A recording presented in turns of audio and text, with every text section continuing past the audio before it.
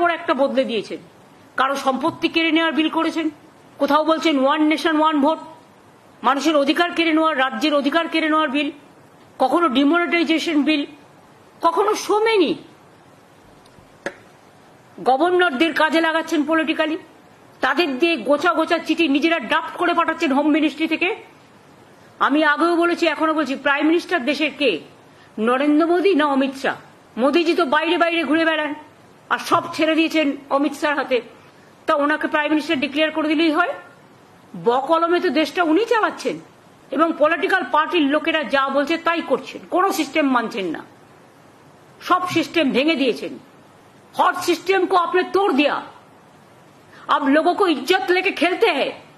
और जितना बिल ले आया ऑल ब्लैक लिस्टेड बिल, कितना एमपी को अब एक दिन में सस्पेंड कर दिया बिल पास करने के लिए, भूल गया सब। एंड हमें जानी ना এই দেশটাকে চালাচ্ছে।